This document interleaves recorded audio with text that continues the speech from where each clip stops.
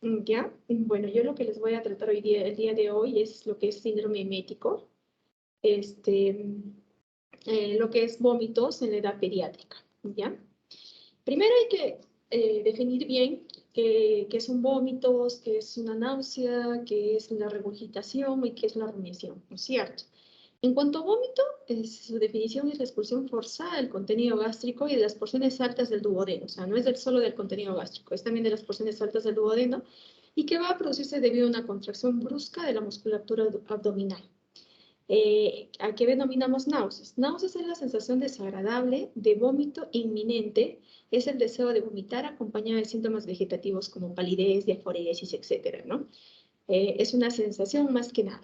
Y la regurgitación es la expulsión pasiva del contenido gástrico sin esfuerzo, sin contracción, de la musculatura abdominal y que va del contenido gástrico hacia el esófago y de ahí a la cavidad oral, ¿no es cierto? Y rumiación, ¿qué es rumiación? Es un trastorno psicoafectivo y disfuncional que consiste en la masticación de lo deglutido. Hemos deglutido parte del alimento en nuestra boquita y lo empezamos a masticar y lo deglutimos además de eso, ¿no?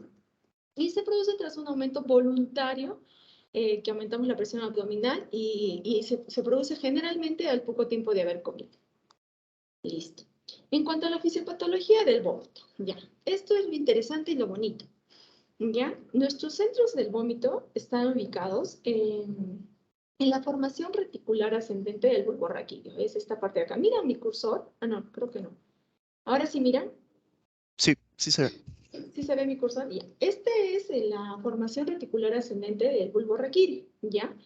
Aquí vamos a encontrar el centro del vómito. Pero además de eso, un poco más atrás, en esta parte de acá que está con rojito, ya vamos a encontrar en el piso del cerca al piso del cuarto ventrículo, eh, más hacia atrás, en los lados laterales, el área postrera. Y en esta área está ubicada la zona gatillo quimiosensible o quimioreceptora. ¿No? Es otro centro del vómito. Estos dos lugares van a ser donde están ubicados el reflejo del vómito, ¿no es cierto? Ya. Estos dos son importantes y sobre todo la zona quimioreceptora. ¿Por qué? Porque esta zona quimioreceptora que está ubicada en el piso del cuarto ventrículo carece de barrera hematoencefálica. ¿Y por qué es importante eso? Y lo vamos a ver más adelante también. Porque si carece de esta barrera hematoencefálica, las toxinas, las citotoxinas que se produzcan, ya sea por algunos medicamentos como las quimioterapias, los opioides, todos esos, cuando ingresan al torrente sanguíneo, inclusive algunas toxinas de los virus y de las bacterias, cuando ingresan al torrente sanguíneo, van a llegar hasta esta zona y como no tiene barrera hematoencefálica, van a pasar y eso va a estimular los vómitos. Y esto se estimula a través de qué? Acá tenemos este, varios quimioreceptores que van a estimular. ¿Cuáles son los receptores o los neuroreceptores que vamos a tener que van a estimular por ambos lados, tanto en la formación reticular ascendente del bulbo raquídeo como en la zona gatillo quimioreceptora?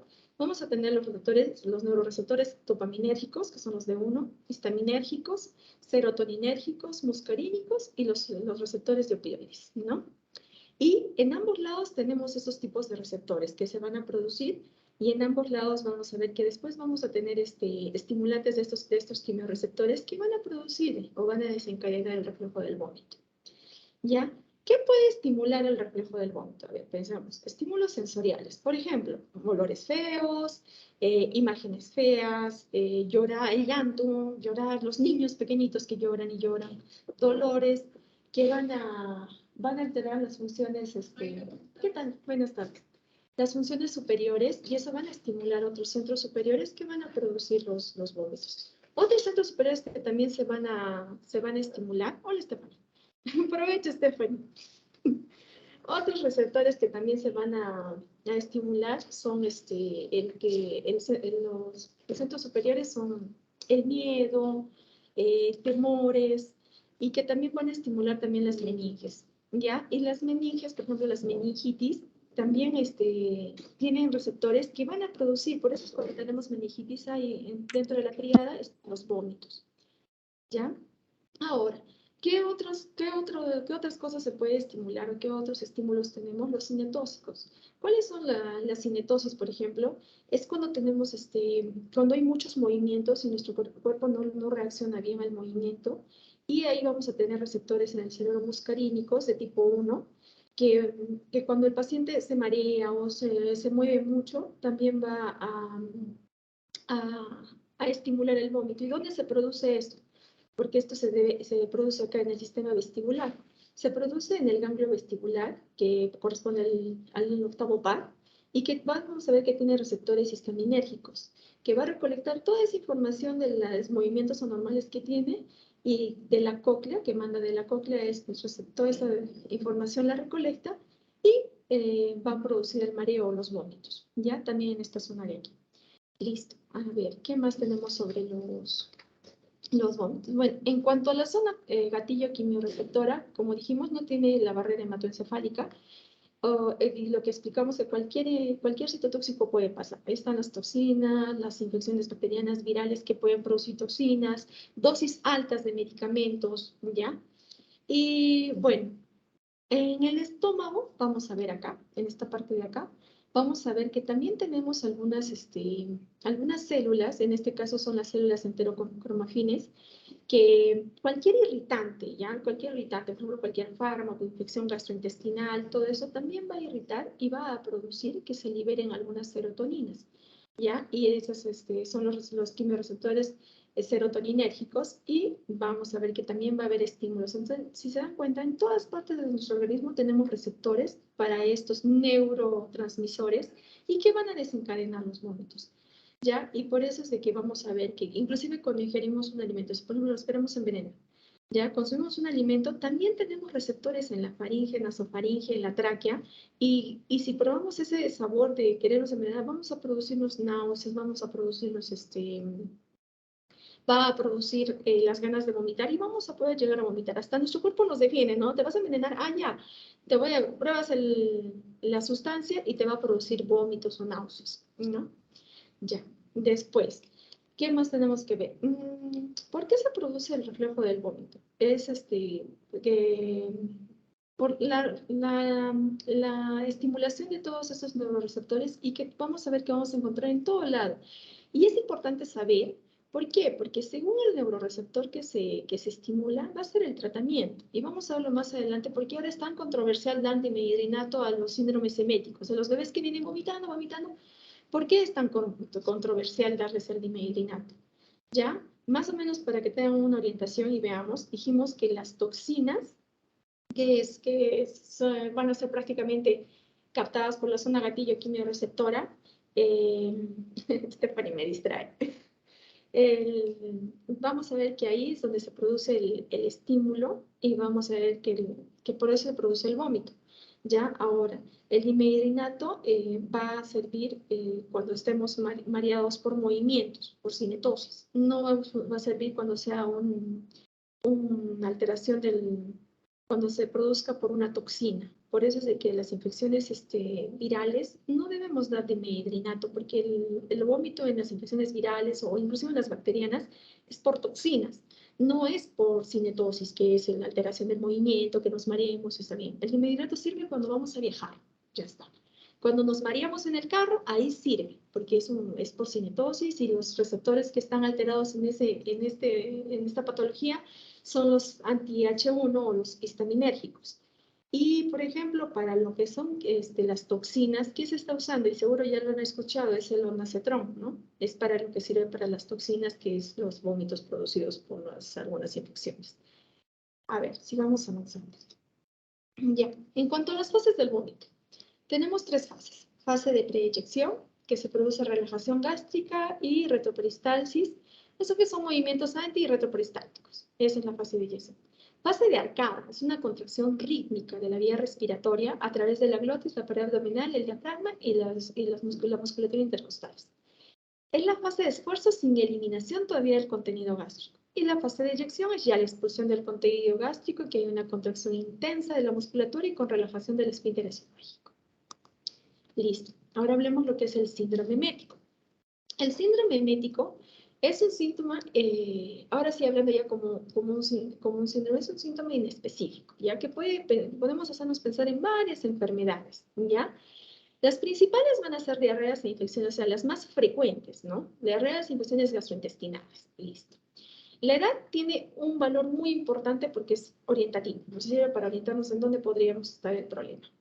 En cuanto a la anamnesis, hay que precisar en qué circunstancias se produce. Por ejemplo, el horario, la forma de presentación, el volumen, la cantidad, el contenido. ¿Qué está vomitando? ¿Está vomitando comida, secreción biliosa o es solo moco? Todo eso hay que precisarlo. Si hay o no hay sangre en el vómito. Si se ha asociado a trastornos de tránsito intestinal, diarreas, qué sé yo, fiebre, ingesta de alimentos o medicamentos o si hay un síndrome doloroso difuso o localizado. En cuanto a tránsito intestinal, el estreñimiento o las obstrucciones también producen vómitos. No tanto el estreñimiento, pero sí las obstrucciones intestinales, por ejemplo, para los dos lados, las diarreas o las obstrucciones. ¿Ya? Ahora, en cuanto a las características del vómito que tenemos que ver, es la cantidad. Si los vómitos son abundantes, indica que hay un mayor grado de intolerancia y tiene mayor probabilidad de producir deshidratación, que es lo que nos interesa y nos importa en la edad pediátrica, porque un niño se puede deshidratar en horas, ¿ya? Y puede tener inclusive una causa más grave, ¿no? Si no podemos controlar los vómitos. En cuanto a la evolución, si son progresivos, si los vómitos empeoran con las horas o los días, ¿no? Y eso se asocia generalmente a patologías más graves, por ejemplo, un diabético, una obstrucción del aparato digestivo o una hipertensión intracraneal. Si no son progresivos, no suelen ser secundarios a patología orgánica grave. Por ejemplo, el reflujo gastroesofágico cursa característicamente con estos vómitos, ¿no? Si son recidivantes, pueden ser producidos por vómitos cíclicos, trastornos metabólicos congénitos, malrotación intestinal. Y si los vómitos recidentes son aquellos que se producen en forma periódica, ya esos vamos a ver, los vómitos recidivantes son que se producen de forma periódica intercalados con episodios de normabilidad. Eso vamos a ver más adelante explicar. El esfuerzo. Hay que diferenciar entre un verdadero esfuerzo de la regurgitación, ¿ya? Por ejemplo, van a ver bastante esto que viven los papás cuando son recién nacidos en los primeros meses, o en el primer mes de vida sobre todo, que les dice, mi niño está vomitando. Ahora hay que saberle explicar qué es un vómito y qué es una regurgitación, ¿ya? Y aclararle bien, ¿ya? Ahora, ¿puede haber vómitos a esta edad? Sí, sí pueden haber vómitos. Mientras no se altere el peso, puede haber vómitos y la mayoría, explicándoles bien a los papás, son regurgitaciones, ¿no? Y que van a ver que son de mayor contenido, llegan más allá, porque la regurgitación chorrea como por ahí un poquito, ¿ya? En cuanto al contenido, si por ejemplo tenemos un contenido sanguinolento, generalmente suele proceder de las vías respiratorias superiores, ¿ya? Otras veces puede ser secundaria al síndrome de Mallory-Weiss, que es el desgarro de la mucosa esofágica por tantos vómitos repetitivos, ¿no? Y por gastritis postinflamatorios, entre otros. Si son biliosos, obliga a una valoración inmediata para descartar obstrucción intestinal distal al ángulo de 3. ¿Ya? Los vómitos no biliosos se asocian a menor frecuencia a la obstrucción del aparato digestivo. Heces es signo de obstrucción distal del intestino grueso, ¿ya? El contenido es importante porque nos puede indicar la etiología, de dónde está este paciente vomitando. En cuanto a la frecuencia, cuanto más frecuentes, indica un mayor grado de intolerancia, tienen más probabilidad de producir deshidratación y tener una causa grave. Relación con las comidas, ¿ya? Por ejemplo, una obstrucción pilórica. Vamos inmediatamente después de comer a un lactante de 2 a 4 semanas de vida. Generalmente vamos a ver en ese lapso de edad. En la primera semana hasta la segunda semana podemos no tener ningún problema. Pero la obstrucción pilórica se va a presentar entre la segunda y la cuarta semana, hasta más, esto es en promedio, ¿ya?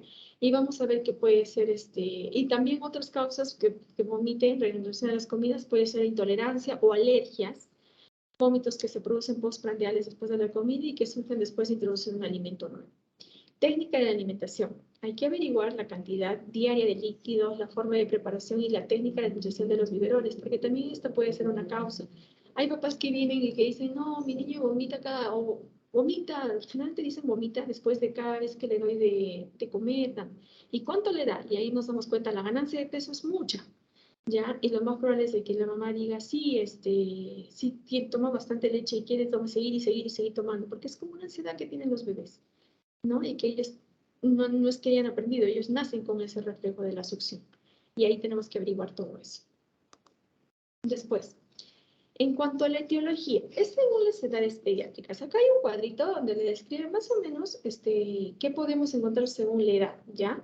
Esto que les sirva para que revisen, ¿ya? Pero más o menos vamos a leer, ¿no? En recién nacidas, ¿qué podemos encontrar? Tenemos causa extradigestiva y la causa digestiva, en ambos casos. En recién nacidas, infecciones que no sean infecciones del sistema gastrointestinal, del aparato gastrointestinal. ¿Cuáles son? Infecciones urinarias, meningitis, sepsis, otitis, onfalitis, ¿ya? Y si se dan cuenta, vamos explicándonos con todo lo que les expliqué de la fisiopatología, ¿no? Las otitis, el sistema vestibular, las onfalitis obstructivas, insuficiencia renal, que he dicho por todo lado tenemos estos neuroreceptores, ¿ya? Enfermedad metabólica, alteraciones del ciclo de la urea, del metabolismo de los aminoácidos, galactosemia, acidemias orgánicas, hiperplasia suprarrenal congénita, tetania neonatal. Y otras, tenemos las enfermedades del sistema nervioso central, hidrocefalia, hematoma subdural, nefropatías como la uropatía obstructiva, insuficiencia renal y cardiopatías.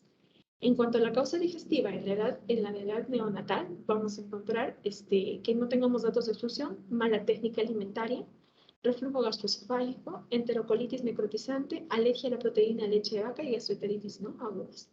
Perforación intestinal, hilo paralítico, enfermedad hepatobiliar.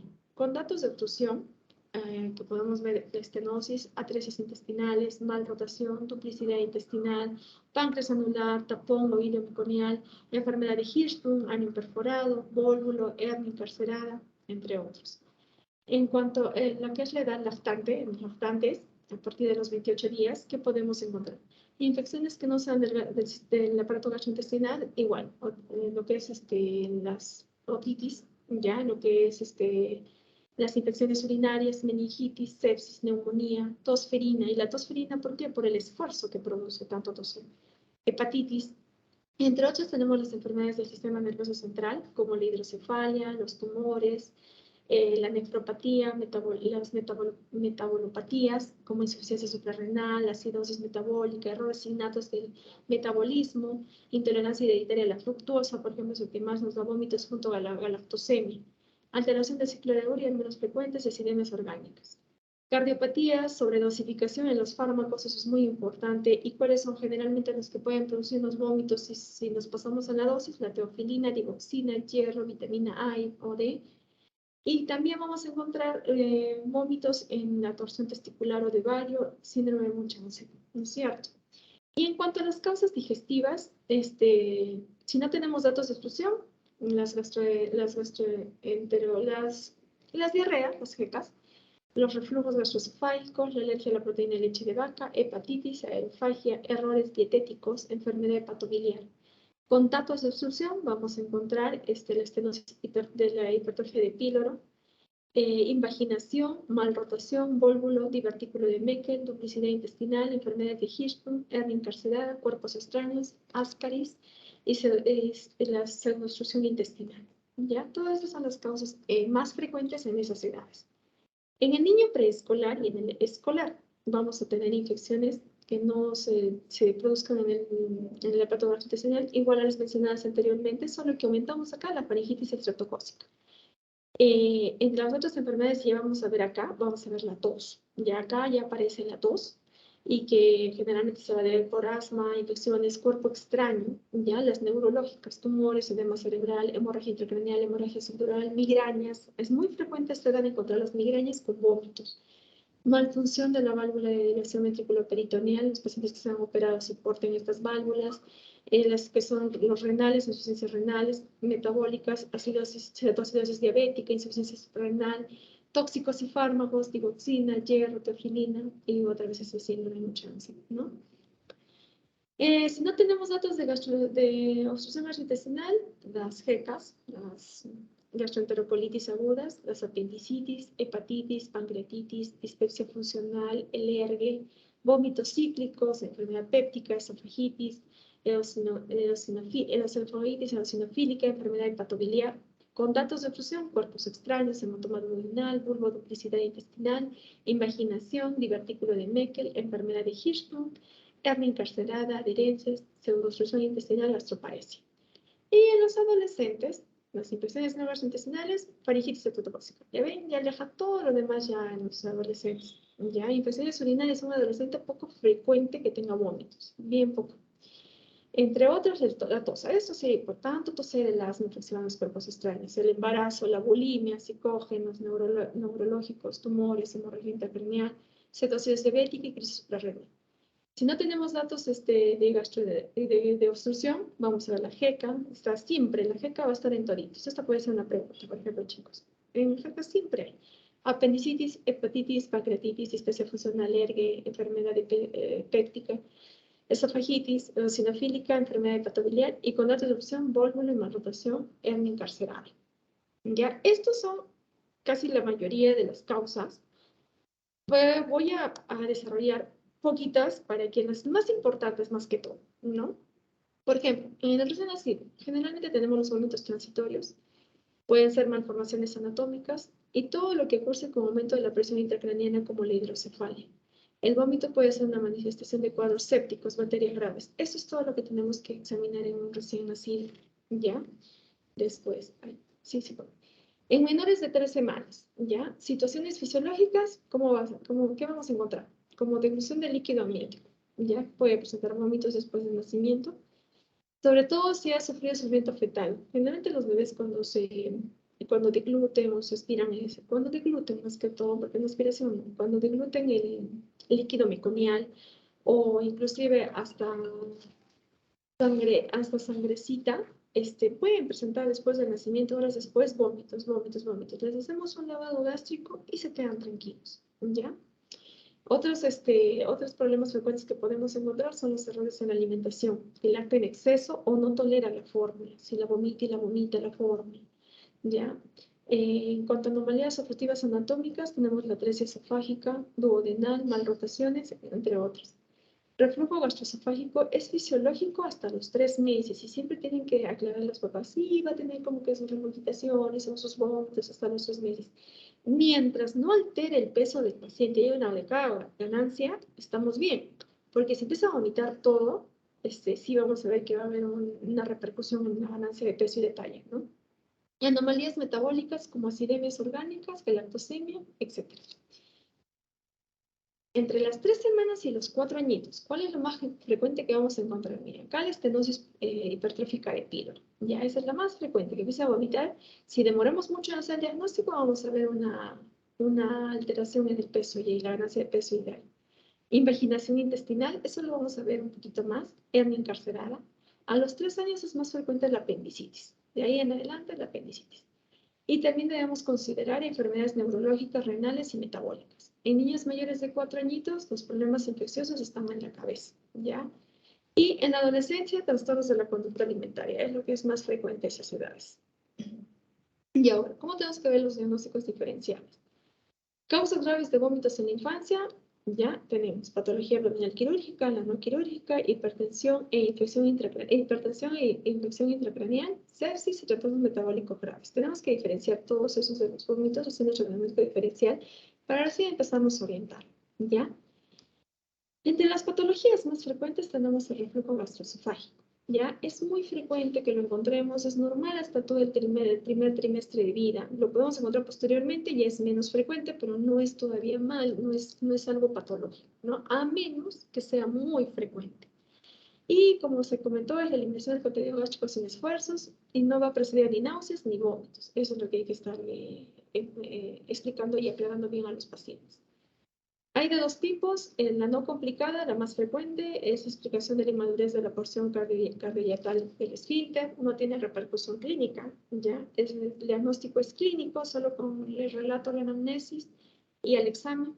Y lo que tenemos que hacer es tranquilizar a los padres. Y la complicada, cuando hay una afectación clínica, ¿no? Y vamos a ver que puede producirse anemia, irritabilidad, el síndrome de Sandifer, que lo vamos a explicar más adelante. Puede haber síntomas respiratorios cuando ya hay mucho reflujo esofágico. Vamos a ver que vamos a tener problemas de síndromes respiratorios, broncoespasma.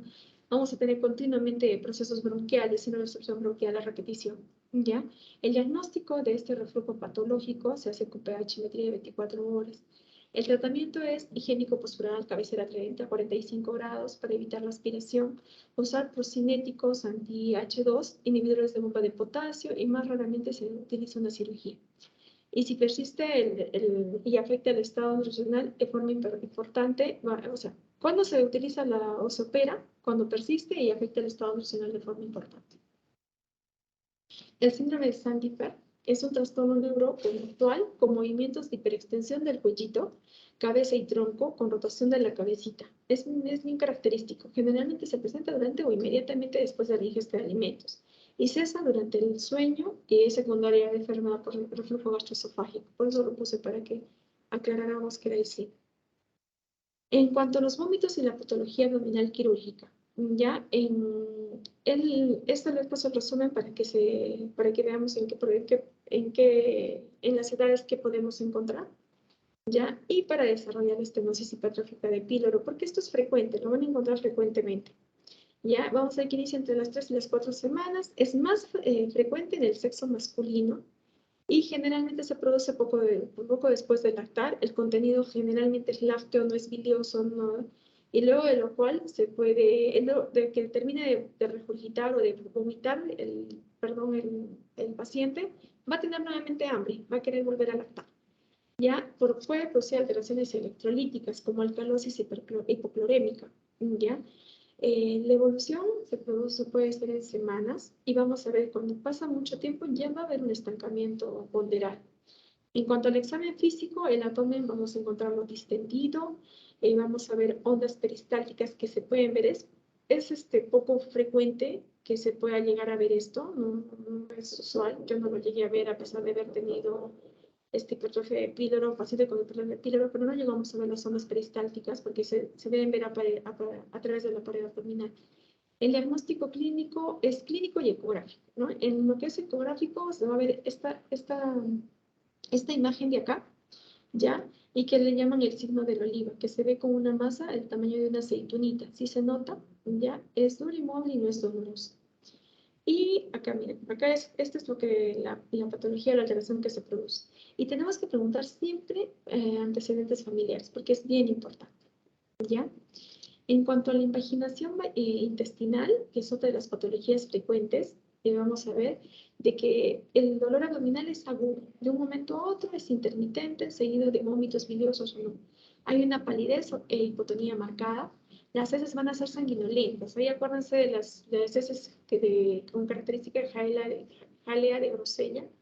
Ya, si pasan las más de 48 horas, vamos a ver que ya se va a producir una isquemia intestinal, por eso es que tenemos que hacer nuestro diagnóstico lo más precoz posible. Y se puede observar una masa abdominal en el flanco derecho, se puede palpar esta masa abdominal en el flanco derecho. El diagnóstico generalmente se hace por ecografía y acá es donde el signo que se ve es el signo de la dona, acá se ve clarito.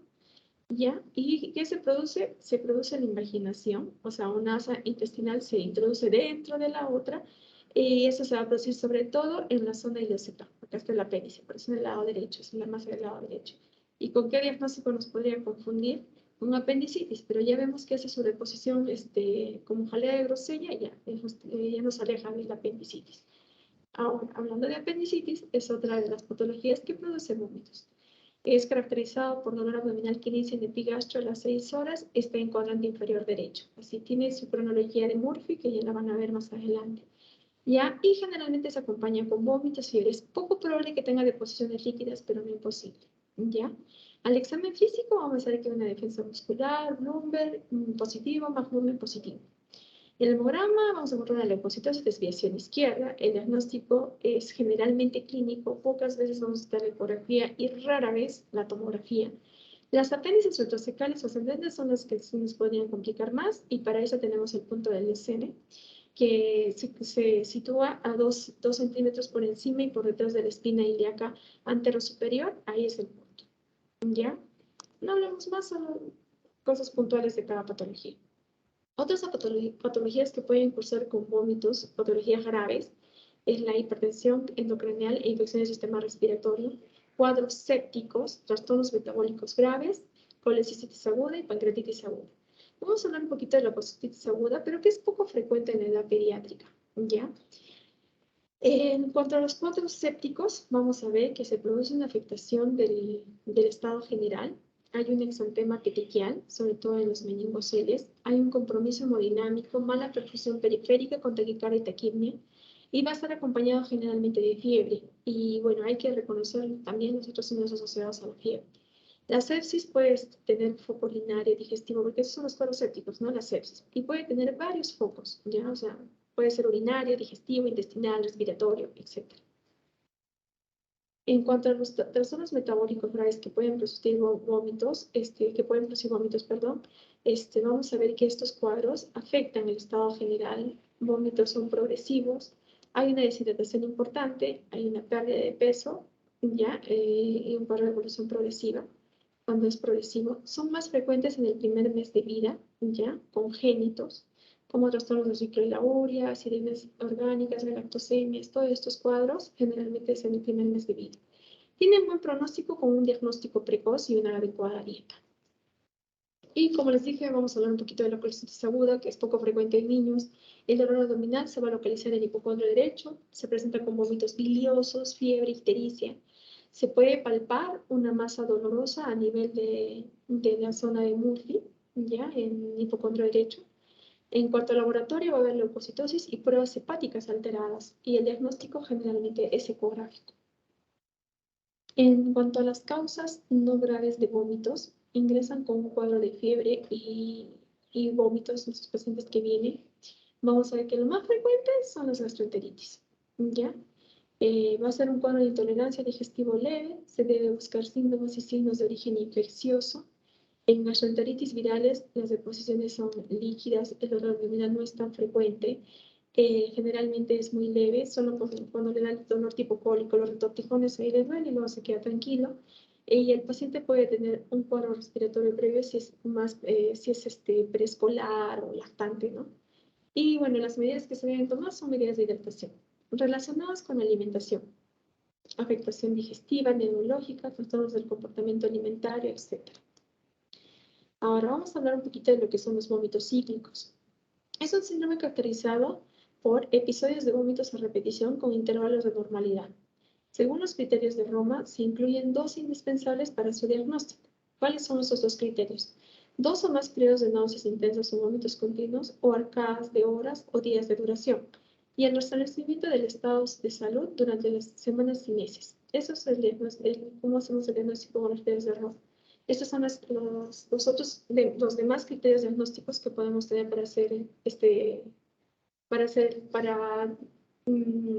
para diagnosticar este síndrome. Primero, la recurrencia. Por lo menos deben ser 5 episodios con cualquier intervalo, ¿ya? O un mínimo de 3 episodios durante 6 meses, por lo menos, ¿ya? Estado general debe ser una apariencia sana y normalidad entre los episodios. Entre los episodios, el paciente está normal. La duración de los episodios puede ir de 1 hora a 10 días, con al menos una semana de separación entre cada uno. Ya, entre los signos asociados vamos a ver que vamos a encontrar fiebre cuando están mal, ¿no? Porque después, como dice acá, tienen una apariencia sana. Fiebre, palidez, deshidratación, diarrea, cialorrea, letargia y pérdida del contacto social. La causalidad no hay causa. Ya hacemos exámenes, todo es negativo. El patrón estereotipado, cada episodio es similar en el individuo, en cuanto a tiempo de comienzo de duración, intensidad, frecuencia, síntomas y signos asociados. Y los vómitos durante la crisis son de por lo menos 4 veces por hora y durante al menos 1 hora. ¿Ya? Esta es con la frecuencia que se presenta entre los 2 y 5 años, tiene fases prodrómicas, hay intolerancia al ruido, a la luz, hay cefalea, dolor de epigastro, diarrea, fiebre. La frecuencia es variable, los episodios pueden durar 2 o 3 días, puede tener antecedentes familiares, está relacionada a alteraciones mitocondriales, función autónoma, el 80% tienen un familiar de primer grado afectado.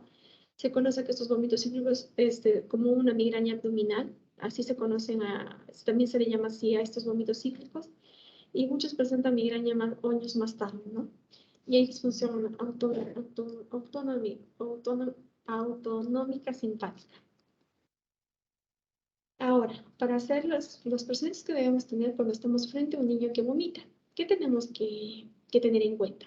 Primero, la edad de presentación, el antecedente, si ha habido un antecedente quirúrgico o no, y las características de los vómitos, que ya lo hemos hablado anteriormente. Y si hay síntomas asociados, como fiebre, diarrea, cefalea, síntomas respiratorios, dolor articular, entre otros. Pruebas que nos pueden ayudar y que no siempre son necesarias, pero en algunos casos sí, podemos recurrir en la endoscopía, la radiografía del abdomen con contraste, resonancia magnética cerebral y lo que es en cuanto a metabólicos, lactato, ácidos orgánicos y amoníaco. ¿Cuáles son los síntomas de alarma que tenemos ver en estos pacientes? Alteración del estado general. Si el paciente está activo o hipoactivo y si está orinando o no. Siempre es importante ver la diuresis. Eso nos habla mucho de su hidratación. Pérdida de peso. Puede llevar a desnutrición. Alteración de la exploración neurológica por cuadro infeccioso, patología muy grave, si no la detectamos a tiempo. Distensión, si podemos encontrar distensión abdominal, si la fontanela anterior está bombada o muy deprimida, también podemos tener como signo de alarma. Vómitos proyectivos no biliosos, vómitos con un olor particular, por ejemplo, los cuadros de diabetes mellitus, ¿no? Que podemos tener con olores particulares. ¿Cómo debemos atender a estos niños con vómitos? Primero, 3 objetivos principales. Valoración de la repercusión sobre el estado general y el metabolismo hidroelectrolítico. Siempre deberíamos hacerle, ¿no? Sus exámenes para ver cómo están sus electrolitos.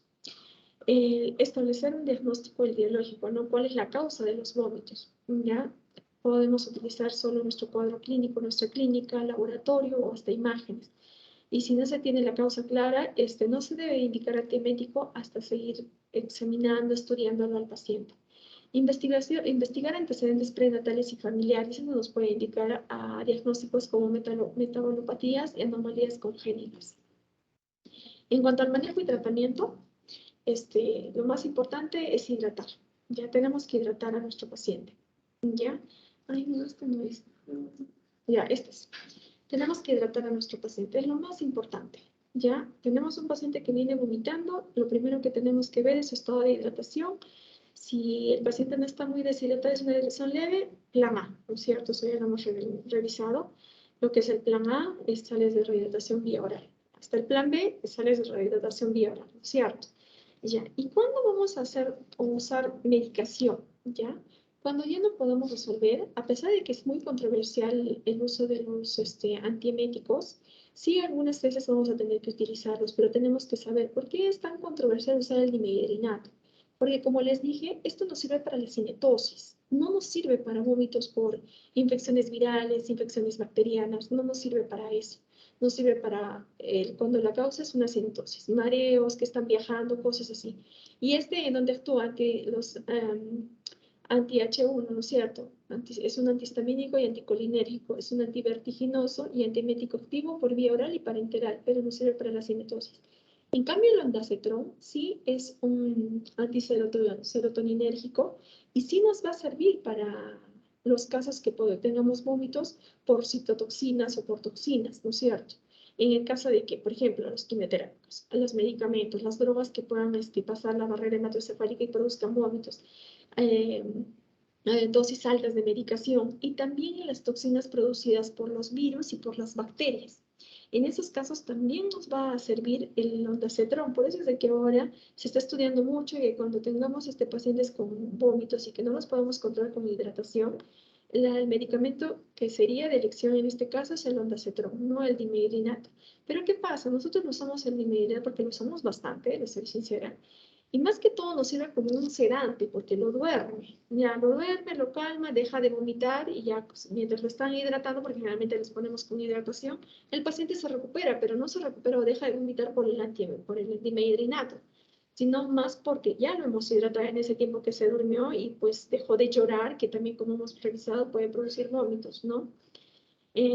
Otro medicamento que nos puede servir es la metoclopramida, ¿ya? Es un antagonista de los receptores dopaminérgicos de 2 y que van a estimular la zona quimiorreceptora y el centro emético de la médula implicada en la apomorfina, ¿ya? Eso no sirve para el vómito inducido más que nada, ¿ya? Otro que también nos podría servir es la hioscina, es un antimuscarínico, los M1, ¿no? Esos pueden ser los vómitos de contenido gástrico, ahí podría servirnos. Otros buenos antieméticos, pero que solo se puede usar en casos muy graves y con un diagnóstico bien establecido, son los fenotiacidas. Es un antipsicótico y antiemético. ¿Y cuáles son estos? La clorpromacina y la levopromacina.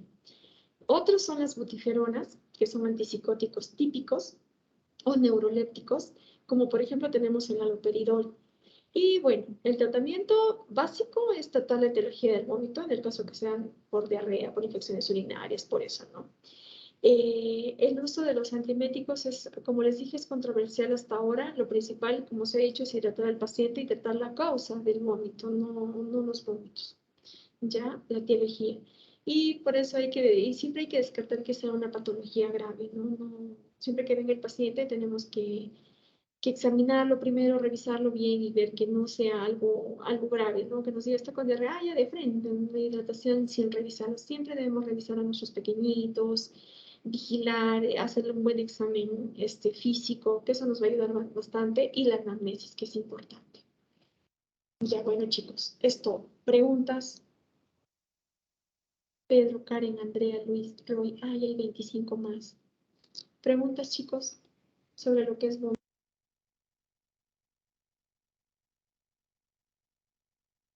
Doctora, una consulta. En caso de, digamos, presenta estos mareos, sobre todo los vómitos o mareos por alguna infección, indigestión, ¿cuál sería la dosis para un niño? Doctora, su micrófono está apagado. ¿Y por qué se apagaron? Gracias. Ya. Como se dijo, no sé desde qué hora se apagaron. ¿A qué hora se apagó hace rato? No, cuando terminó la clase, cuando dijo las preguntas. Ya, genial. Ya, en cuanto a indigestión, no debemos dar antiméticos. Cuando es en caso de vómitos por alguna infección, tenemos que hidratar, no deberíamos dar. Ahora, la dosis de antimedrinato es 1.3, ¿no? El que podemos dar es por kilo peso día, ¿no? Y eso fraccionarlo, ¿no? Entre, no sé, las dosis que quieran dar de medrinato, si quieren una semitosis del ondansetron es 4 miligramos, ¿no? Pero lo ideal es no usarlo. No deberíamos usar estos antieméticos, más sobre todo si los cuadros son diarreas, por diarreas virales, por infecciones urinarias. Generalmente vamos a dar vómitos, ¿dónde? En las diarreas. La típica y la clásica. El paciente viene deshidratado, la mamá refiere que está vomitando y muchas veces ni siquiera empieza la diarrea ya, solo empieza fiebre y vómitos. Ahora, es frecuente que la fiebre también les produzca vómitos. La mamá viene refiriendo, está con fiebre, le di el paracetamol y lo vomitó. Ya está. Y tratamos de seguir insistiéndole y lo más probable es si la fiebre es alta también les produce vómitos. Lo que tenemos que, en este caso, ¿qué tendríamos que controlar primero? La fiebre. Si después de controlar la fiebre el paciente sigue vomitando, lo hidratamos. Si aún así sigue vomitando, ahí recién usamos el ondansetron. Generalmente usamos del ondansetron hasta 4 miligramos según la edad. ¿Ya? Hasta 4, ahí es nuestro tope. ¿Ya? Recomendable recién estamos, en algunos lugares se está empezando a usar, generalmente lo usan en hospitales y clínicas, y se dice, ¿no? Que tendríamos que tener controlado al paciente con un monitor y todo, ¿no? Pero lo usan bastante, y por ejemplo en los hospitales, en donde usan bastantes quimioterápicos, lo usan sin monitor, sin nada y con toda confianza, lo usan bastante. Pero claro, si ustedes van a un centro de salud donde ni siquiera tenemos el ondansetron, pues sí, ¿no? Tenemos un poquito de temor. Pero sí, lo que se está empezando a usar es el ondansetron, ya no el diminuido. ¿Alguna pregunta más?